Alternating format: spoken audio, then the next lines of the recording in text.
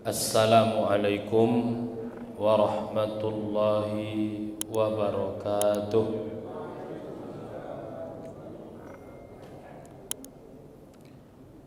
Alhamdulillahi rabbil alamin, wa bihi nasta'in ala umurid dunya waddin.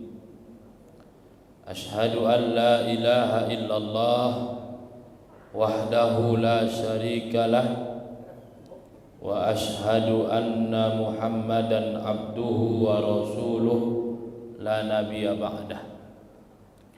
Allahumma salli ala sayyidina Muhammadin wa ala alihi wa sahbihi wa man tabi'ahum bi ihsanin ila yaumiddin. Subhanaka la ilma lana illa ma 'allamtana innaka antal alimul hakim. Rabbana zidna ilman warzuqna fahman wa amalan salihan, amma ba'du. Bapak dan Ibu jamaah salat maghrib Masjid Al-Muhajirin Bumi Asri yang dimuliakan Allah, senantiasa kita panjatkan puja dan puji syukur kita kehadirat Allah Subhanahu wa taala atas nikmat-nikmat yang telah Allah berikan kepada kita, sehingga malam hari ini kita masih dapat berkumpul melaksanakan salat maghrib berjamaah dan duduk dalam majlis yang mudah-mudahan kita semua menjadi hamba-hamba yang dicintai dan diridhoi oleh Allah Subhanahu wa taala. Salawat dan salam kita sampaikan kepada Rasulullah sallallahu alaihi wasallam. Allahumma salli wa sallim alaihi. Mudah-mudahan dengan kita banyak bersolawat kita mendapatkan syafaat dari beliau. Amin ya rabbal alamin. Bapak dan Ibu yang dimuliakan Allah Subhanahu wa taala, pada pertemuan sebelumnya kita membahas tentang kisah Nabi Yusuf alaihi salam yang Allah firmankan di dalam Al-Quran. Kalau kita melihat dari apa yang sudah kita kaji dari kisah-kisah para nabi, itu dapat kita simpulkan bahwa tidak semua kisah para nabi itu kita didapatkan dalam Al-Quran. Sebab Al-Quran ini bukan kitab sejarah, tetapi Al-Quran itu adalah kitabul hidayah wa manhajul hayah. Al-Quran itu adalah kitab hidayah, kitab petunjuk, wa manhajul hayah, dan jalan hidup. Sehingga walaupun kisah nabi-nabi yang 25 itu disebutkan di dalam Al-Quran, maka yang disebutkan itu adalah apa-apa yang bisa menjadi keteladanan bagi kita untuk jalan kita menuju hidayah Allah, dan untuk jalan kita menjadikannya manhajul hayah, jalan hidup kita. Maka dalam kitab-kitab sebelumnya, misalnya dalam kitab Perjanjian Lama, Perjanjian Baru misalnya, ada kisah-kisah para nabi. Ada kisah-kisah para nabi, dan kemudian kisah para nabi itu ada di dalam Al-Quran. Maka seakan dapat kita katakan bahwa kisah-kisah yang telah terjadi perubahan atau yang sudah diganti alur ceritanya itu dibenarkan di dalam Al-Quran. Maka kita lihat satu sisi nanti kisah Nabi Nuh dengan kaumnya berdakwah, Nabi Hud berdakwah dengan kaumnya, Nabi Saleh berdakwah dengan kaumnya. Begitu juga dengan Nabi Ibrahim. Tapi ketika kita berbicara misalnya tentang Nabi Yusuf alaihi salam, yang kemarin kita bahas surah Yusuf itu, kita tidak membahas tentang bagaimana dakwah Nabi Yusuf kepada kaumnya. Kenapa demikian? Karena yang ingin menjadi manhajul hayah, ingin menjadi jalan hidup kita adalah beberapa persoalan yang dihadapi Nabi Yusuf dari perjalanan hidupnya, yang mungkin itu akan menjadi keteladanan bagi kita umat Nabi Muhammad sallallahu alaihi wasallam. Maka kita temukanlah bagaimana Nabi Yusuf ini, sosok Nabi Yusuf ini adalah sosok yang diberikan Allah Subhanahu wa taala cobaan yang luar biasa. Dan ini tidak mengherankan Bapak dan Ibu.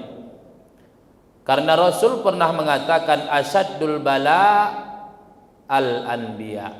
Manusia yang paling berat ujiannya di dalam hidup ini adalah para nabi. Itu Rasulullah sallallahu alaihi wasallam yang mengatakan. Jadi para nabi yang paling berat ujian hidup mereka. Bagaimana Nabi Yusuf alaihi salam dari anak yang paling disayang oleh orang tuanya, kemudian jadi budak, dijatuhkan sejatuh-jatuhnya derajatnya, tapi dengan kesabarannya dia diangkat Allah Subhanahu wa taala. Dengan kejujurannya, dengan kuatnya imannya, itu diangkat Allah Subhanahu wa taala derajatnya. Maka banyak pelajaran yang dapat kita ambil dari Nabi Yusuf. Di antaranya lagi adalah bagaimana Nabi Yusuf teladan bagi orang yang tidak mau mengakui kesalahan kalau dia berada dalam kebenaran. Dia benar tapi dipaksa untuk mengaku kesalahan. Dan Nabi Yusuf alaihissalam tetap dalam pendiriannya, dia tidak mengaku salah. Dia tetap mengatakan dia yang benar. Dan meskipun dia lebih memilih penjara daripada untuk berdusta. Nah, tetapi ketika dia berada dalam penjara, dia terus berjuang untuk menunjukkan kebenaran. Dan akhirnya kebenaran itu nampak di mata oleh raja dan akhirnya dia keluar. Makanya ada seorang ulama dari Mesir namanya Syekh Mutawalli Sya'rawi, Muhammad Mutawalli Sya'rawi. Beliau di akhir hidupnya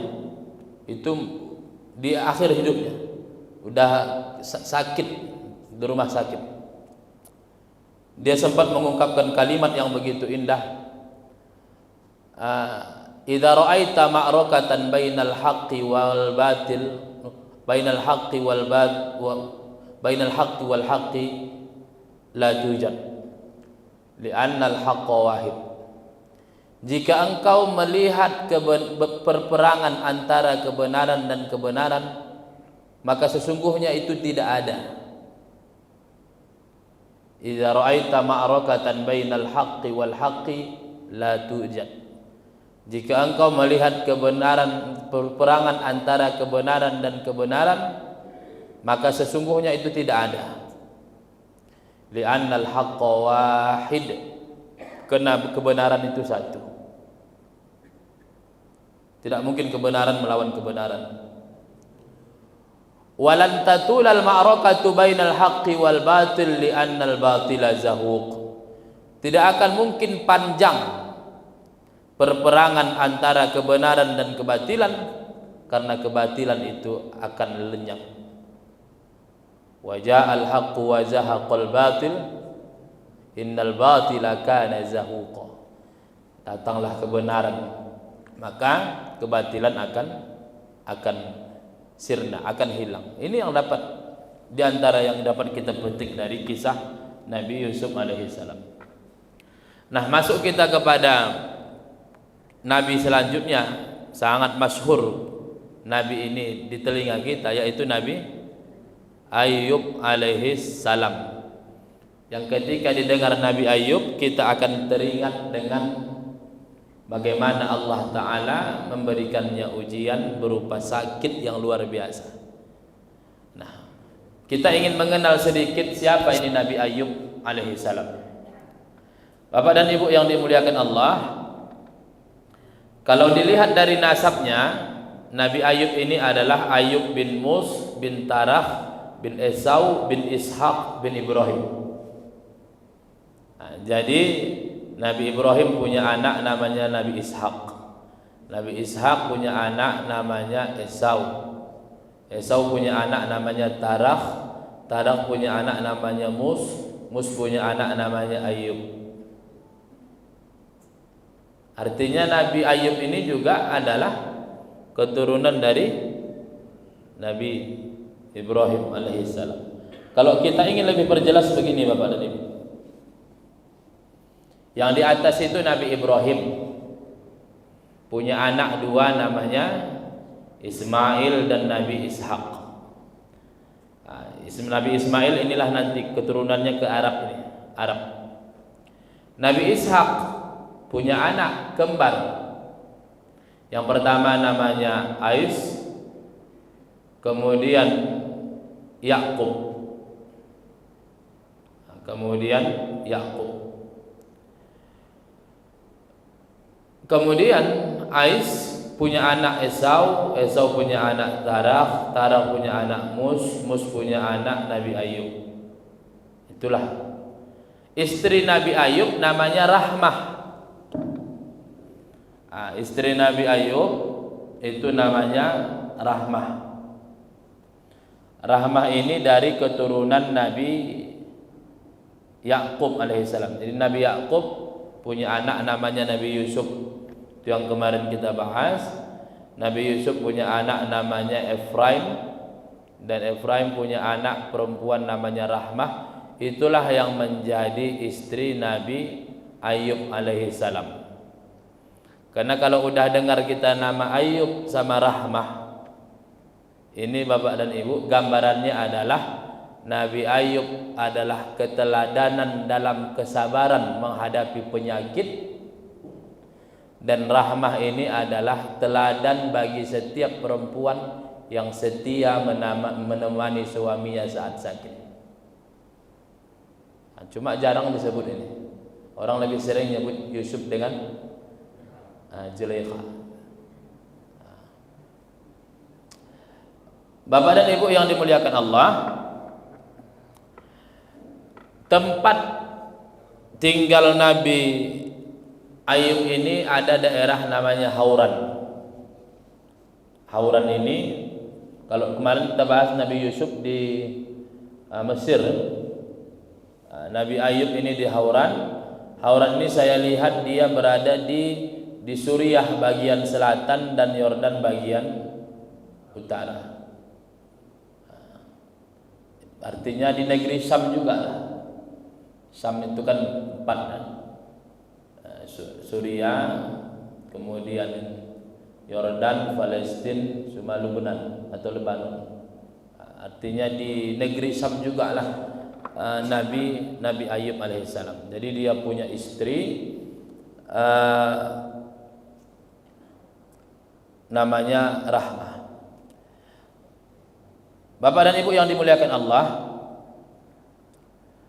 gambaran kehidupan Nabi Ayub alaihissalam ini, Nabi Ayub alaihissalam diberikan Allah Ta'ala jamalan.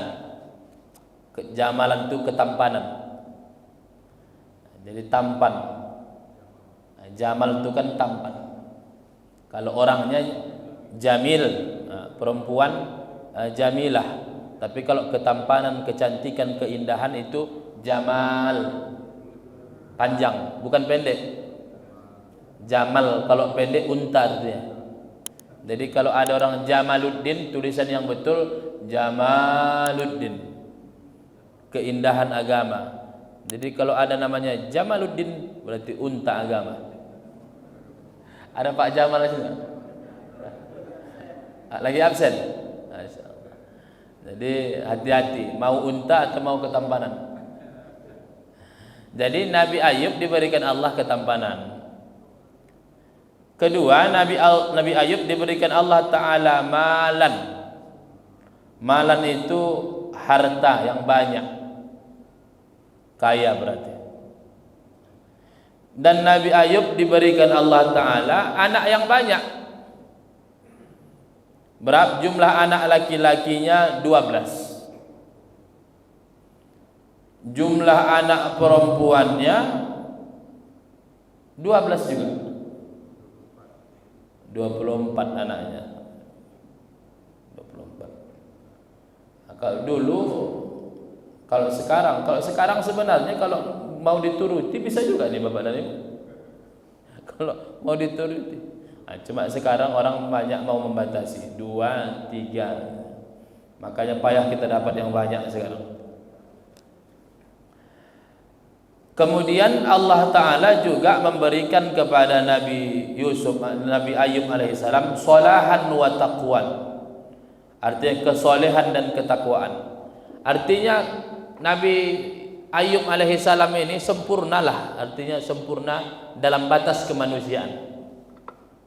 Tidak ada yang sempurna kecuali Allah, tetapi sempurna dalam batas kemanusiaan diberikan Allah lah.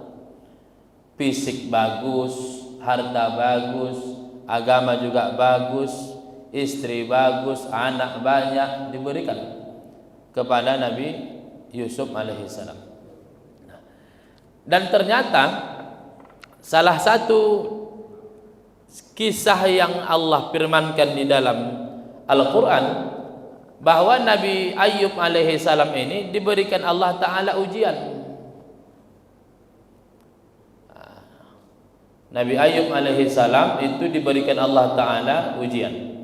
Itu dapat kita lihat Bapak dan Ibu. Ini pertama dalam Quran surah Al-Anbiya ayat 84. Dan ingatlah kisah Ayub. Jadi kalau kita bacalah baik-baik terjemahan ini dan ingatlah kisah Ayub. Artinya Allah Ta'ala memang nyuruh kita ingat kisah Nabi Ayub ini. Ketika ia menyeru Tuhannya, "Ya Tuhanku, sesungguhnya aku telah ditimpa penyakit dan Engkau adalah Tuhan yang Maha Penyayang di antara semua penyayang."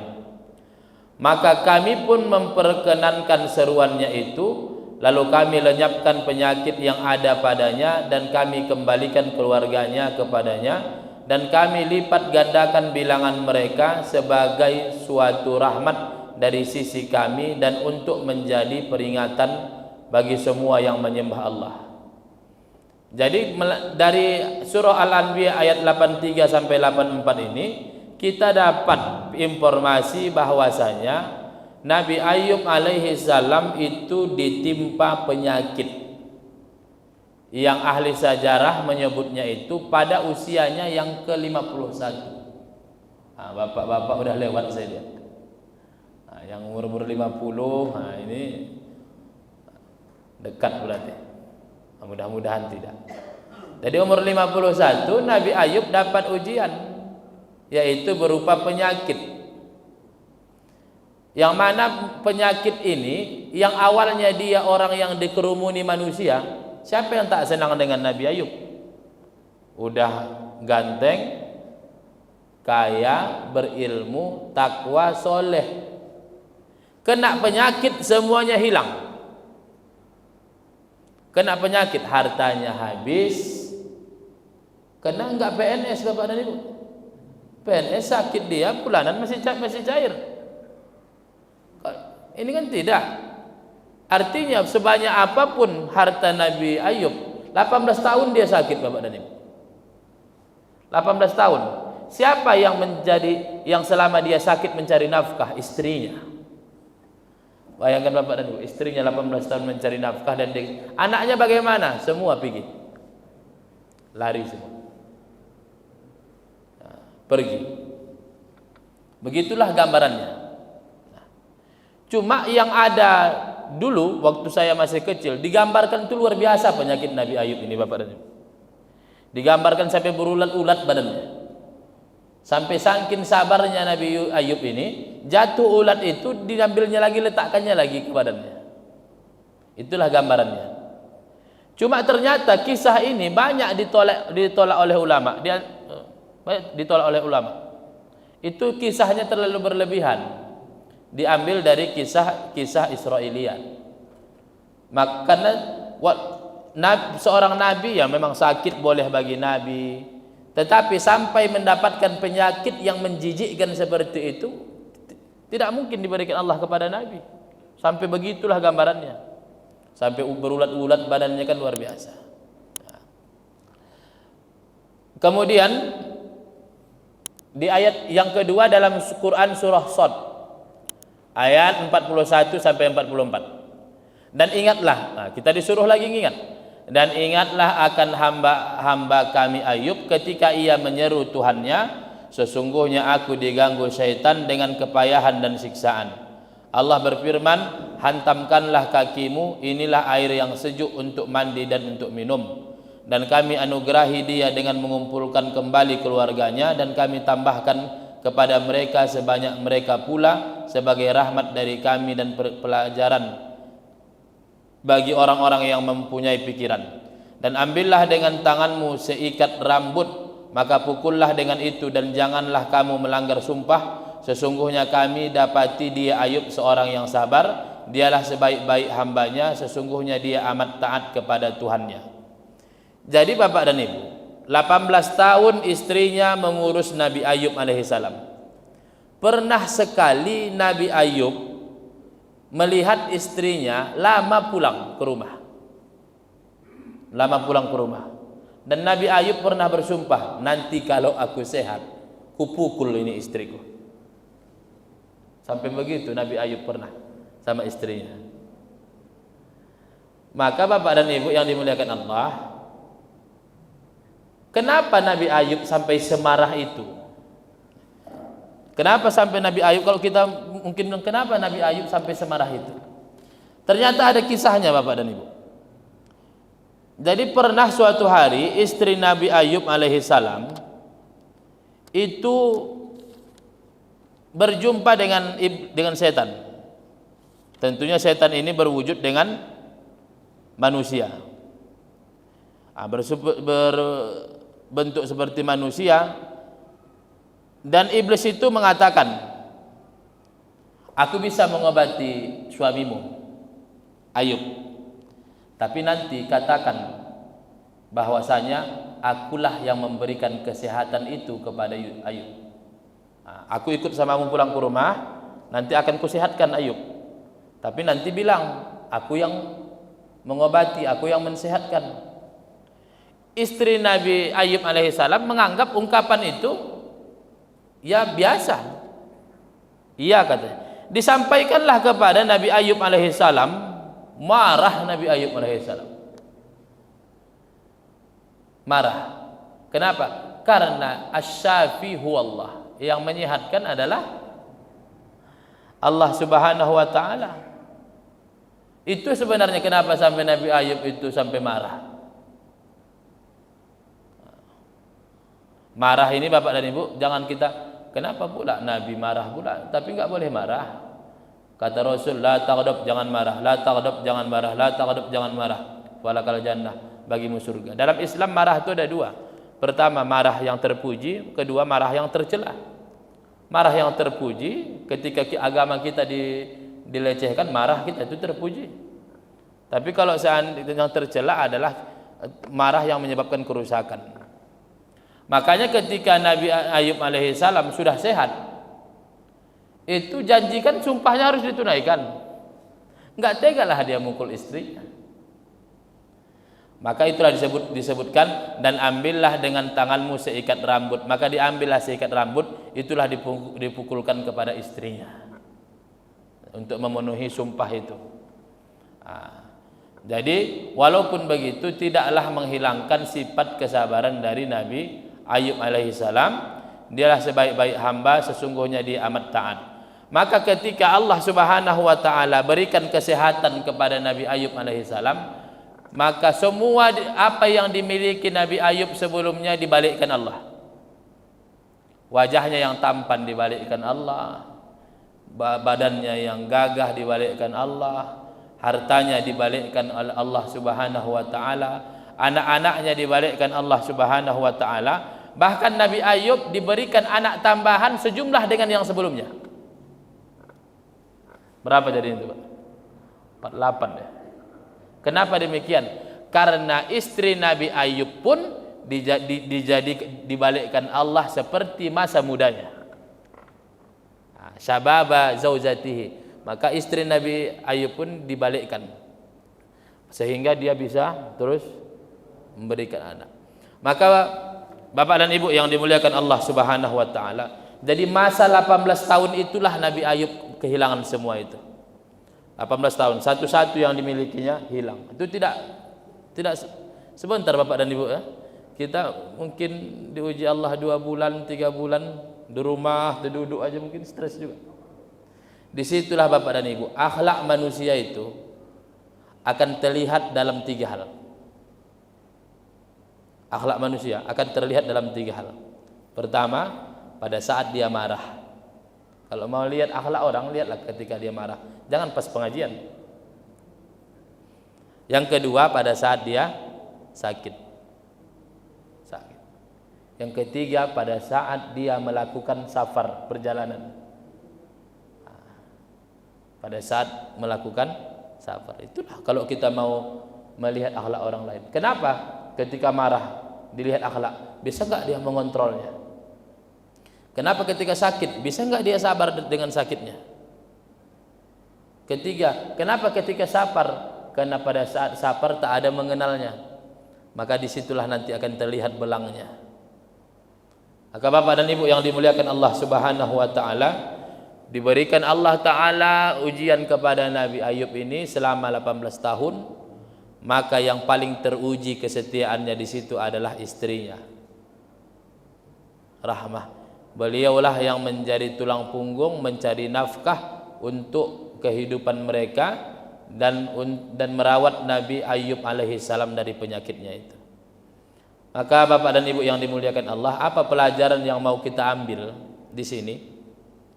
Bahwasanya manusia semakin kuat imannya, maka akan semakin diberikan Allah dia ujian. Yang mana ujian itulah mengukur apakah imannya benar atau tidak. Dan tidak juga menutup kemungkinan ada umat-umat Nabi Muhammad sallallahu alaihi wasallam yang akan diuji Allah seperti Nabi Yusuf alaihi salam. Masuk penjara padahal dia dalam kebenaran. Dan tidak menutup kemungkinan pula ada umat-umat Nabi Muhammad akan diuji Allah dengan penyakit. Kalau dia sehat, kalau dia kaya, kalau dia berkuasa, banyak orang-orang yang di sekelilingnya.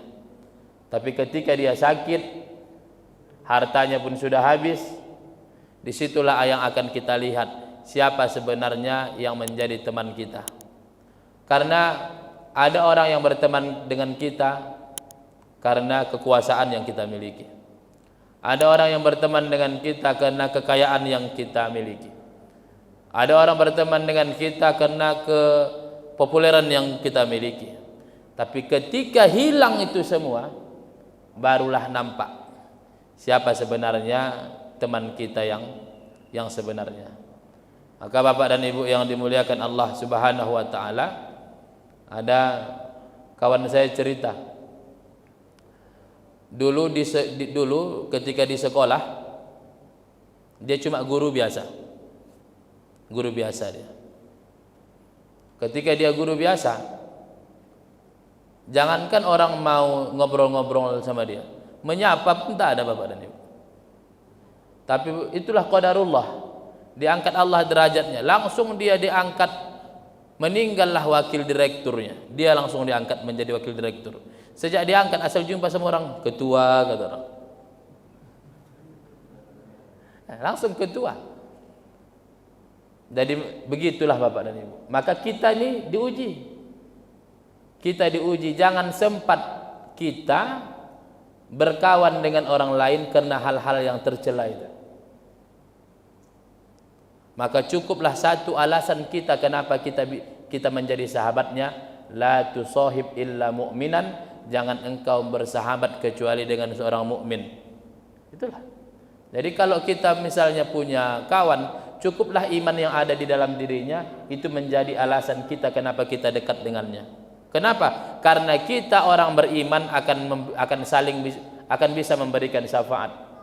Karena nanti di hari kiamat, ketika ahli surga sudah masuk surga, maka mereka akan menanyakan orang-orang beriman yang pernah mereka kenal di dunia, mana si fulan di sana, ya Allah aku minta syafaatmu ya Allah, dah berikan syafaat. Itulah iman itu.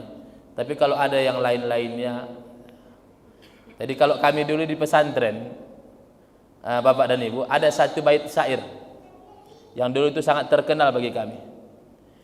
In qalla mali fa kullun nasi adani, wa in zada mali fa kullun nasi khullani. Apabila duitku sedikit maka semua musuhku, tapi apabila duitku banyak maka semua orang menjadi temanku. Kalau awal bulan banyak kawan kita Bapak dan Ibu, akhir bulan sunyi kawan kita. Gitulah.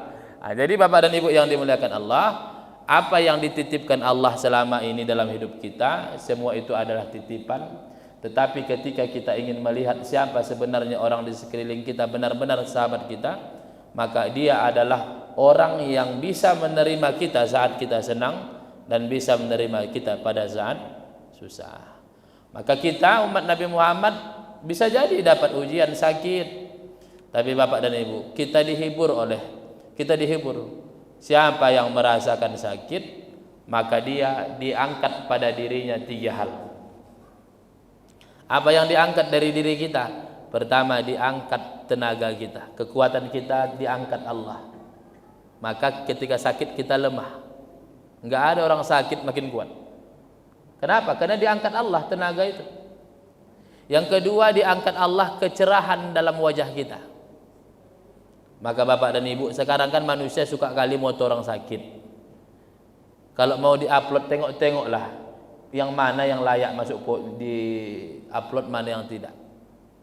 Takutnya nanti mukanya pas begini, nampaknya ini sudah kena ini, menimbulkan suuzon. Karena orang sakit itu diangkat Allah kecerahan dari wajahnya. Baru yang ketiga, diangkat Allah dosanya. Orang sakit ketika dia sehat nanti, maka kalau dia sabar dalam sakitnya, maka Allah akan kembalikan 2, tidak kembalikan 1. Ketika dia sehat, Allah akan kembalikan cahaya wajahnya, Allah akan kembalikan kekuatannya. Tapi 1 tidak dikembalikan Allah jika dia sabar, Allah tidak akan kembalikan dosa-dosa yang dimilikinya, maka diangkat. Makanya seorang hamba yang diuji Allah dengan ujian berupa sakit, bahkan jika ada duri yang terpijak kita, maka sesungguhnya itu adalah kafaratun lidzunub. Maka itu adalah bentuk dari penghapusan dosa-dosa yang kita lakukan. Nah, Bapak dan Ibu yang dimuliakan Allah, untuk pengantar kajian kita pada malam hari ini saya cukupkan. Insyaallah ada waktu kita sekitar 13 menit. Mungkin ada Bapak dan Ibu yang ingin menambahkan atau ingin bertanya, kami persilahkan.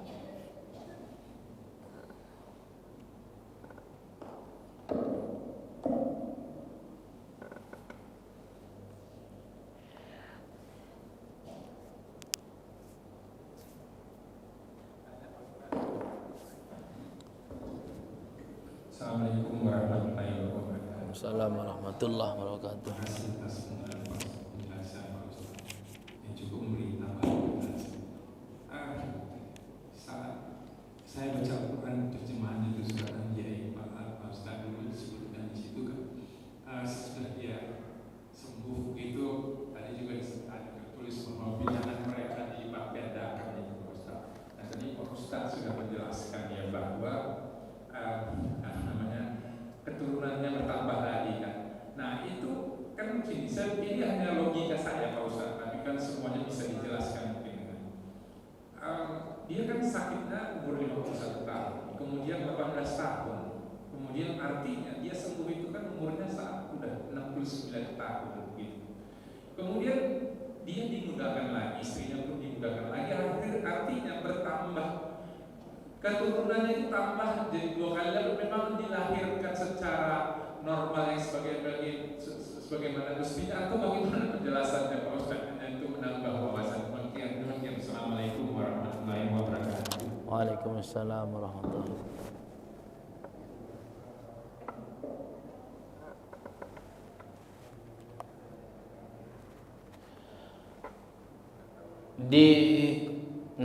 Istri Nabi Ayub alaihissalam dimudahkan. Kalau bahasa di sini, bahasa yang saya sampaikan tadi, syababata zaujatihi, adalah masa mudanya, bukan dimudahkan secara fisik, tetapi kondisi tubuhnya itu kekuatannya seperti yang masih muda. Artinya seperti dulu dia mampu melahirkan 24 orang anak, selanjutnya ini mampu untuk melahirkan 24 anak, seperti dari awal dia menikah dulu. Nah, kemudian Bapak dan Ibu, kalau kita lihat dari kisah-kisah Nabi ini, Nabi Ayub ini kan masih termasuk nabi-nabi awal ini, belum di akhir-akhir. Artinya usia pada saat itu masih panjang. Tapi kalau kita ukur dengan usia kita ya, umat Nabi Muhammad yang masih yang 60-an, 70-an, itu kan sudah ketuaan kan itu. Sehatnya umur 69 gitu.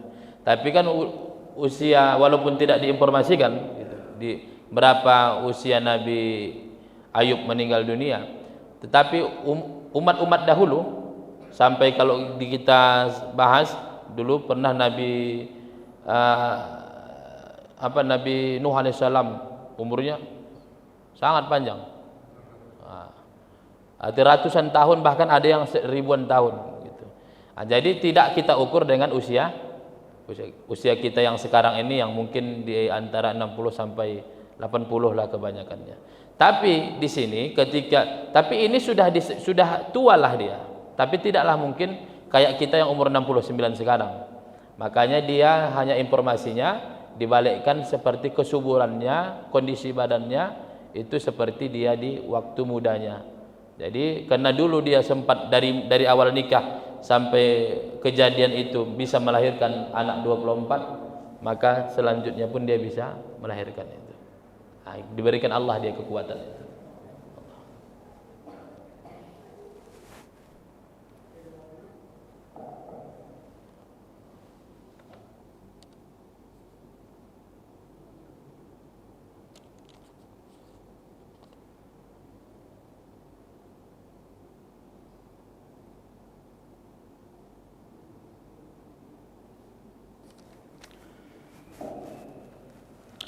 Baik Bapak dan Ibu, karena tidak ada bertanya lagi, saya bacakanlah sedikit. Kalau di buku ini judulnya Durusun wa Ibar, pelajaran-pelajaran dan ibroh-ibroh dalam kehidupan. Pertama, as-sabru ala syada'idi min alamatil iman, sabar terhadap kesulitan-kesulitan merupakan satu dari tanda-tanda keimanan. Jadi sabar itu adalah tanda keimanan seseorang. Firman Allah Subhanahu wa taala, ahasiban nasu ayyutraku ayyaqulu amanna wa hum la yuftanun wa laqad fatanna alladhina min qablihim falya'lamanna Allahu alladhina shadaqu wal ya'lamanna al-kadzibin. Apakah manusia mengira bahwasanya mereka dibiarkan saja mengatakan kami beriman dan mereka tidak diuji? Sesungguhnya kami telah menguji orang-orang sebelum mereka, maka Allah sesungguhnya mengetahui siapa yang benar, siapa yang dusta. Jadi orang bisa saja mengaku beriman, tetapi setelah diuji barulah terbukti siapa yang imannya benar, siapa yang imannya tidak benar. Kalau kita teringat Yasir, imannya diuji dengan ancaman pembunuhannya. Dia mau dibunuh atau menyebut Lata Uzza, maka dia mengatakan Allah, maka dia dibunuh. Begitu juga dengan istrinya Sumayyah. Nabi Ayub alaihissalam diuji Allah dengan penyakit yang begitu lama, selama 18 tahun. Kemudian firman Allah Subhanahu wa taala, innama yuwaffas sabiruna ajrahum bighairi hisab. Sesungguhnya disempurnakanlah ganjaran orang-orang yang bersabar tanpa ada batas. Walaman sabara wa ghafara inna dzalika lamin azmil umur. Maka siapa yang sabar, sesungguhnya itu adalah termasuk dari kekuatan dari hati kita. Maka Bapak dan Ibu yang dimuliakan Allah, pernah saya sampaikan, di antara amalan yang pahalanya itu tanpa batas adalah sabar. Amalan yang tanpa batas. Amalan yang lain yang tanpa batas pahalanya itu puasa. Yang lain lagi adalah memaafkan kesalahan orang lain. Faman afa wa aslaha fa ajruhu 'ala Allah. Maka siapa yang memaafkan dan berlaku baik, maka sesungguhnya balasannya itu adalah dari Allah Subhanahu wa taala. Kemudian Rasulullah sallallahu alaihi wasallam bersabda, "Ajaban li amril mu'min." Sungguh menakjubkan orang yang beriman. "Inna amrohu kullahu lahu khair." Sesungguhnya urusannya semuanya itu baik.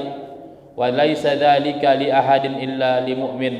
Tidaklah itu kecuali bagi orang mukmin. In asabathu sarra syakar.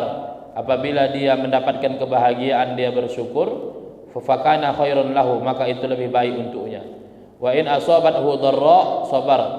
Dan apabila dia mendapatkan keburukan atau ujian, sabara, maka dia sabar, fa kana khairun lahu, maka itu sangat baik untuknya. Maka dulu pernah Allah Ta'ala berbicara dengan atau berfirman kepada Nabi Isa alaihissalam. Allah Ta'ala mengatakan ada sekelompok umat, mereka kalau dapat nikmat mereka bersyukur, kalau mereka mendapatkan ujian mereka bersabar. Lantas Nabi Isa bertanya, "Ya Allah, siapa mereka?" Kata Allah, mereka adalah umat Nabi Muhammad sallallahu alaihi wasallam. Kenapa ya Allah mereka bisa bersyukur dapat nikmat, kemudian bersabar ketika mendapatkan ujian? Kata Allah, karena mereka kuberikan al-hilm. Al-hilm itu adalah Allah Ta'ala halim. Al-hilm, hilm adalah sifat kesantunan yang diberikan Allah kepada diri kita. Dengan sifat hilm itulah kita dapat bersyukur dan kita dapat bersabar. Bersyukur pada saat dapat nikmat dan bersabar ketika mendapatkan ujian dari Allah Subhanahu wa taala. Maka Bapak dan Ibu yang dimuliakan Allah, jika ada kita mendapatkan persoalan hidup, maka sesungguhnya itu adalah satu pintu dari banyak pintu yang disiapkan Allah untuk kita menuju masuk ke dalam surganya. Mudah-mudahan ketika Allah Ta'ala uji kita, maka Allah Ta'ala juga memberikan kita kekuatan untuk menghadapi ujian yang diberikan Allah Subhanahu wa Ta'ala. Ini yang dapat saya sampaikan pada malam hari ini. Mudah-mudahan bermanfaat untuk kita semua.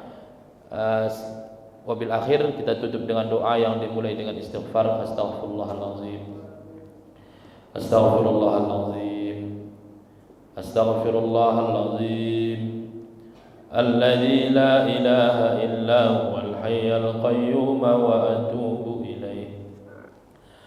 Alhamdulillahi rabbil alamin, wassalatu wassalamu ala asyrafil anbiya'i wal mursalin wa ala alihi wa sahbihi ajma'in.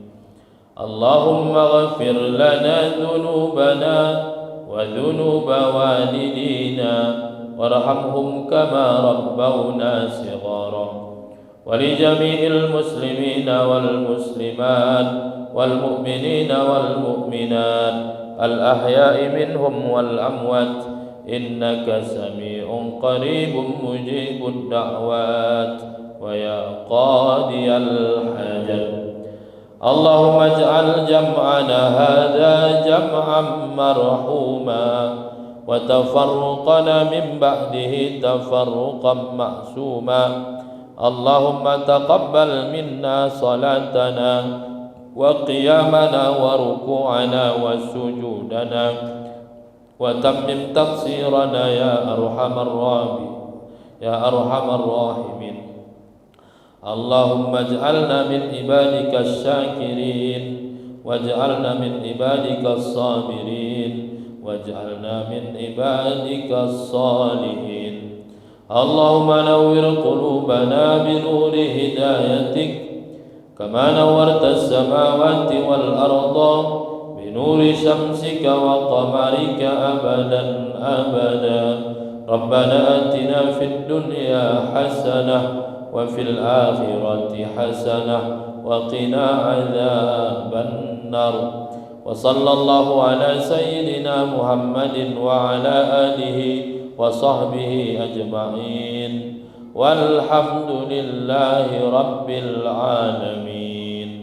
تقبل الله منكم منا ومنكم تقبل يا كريم.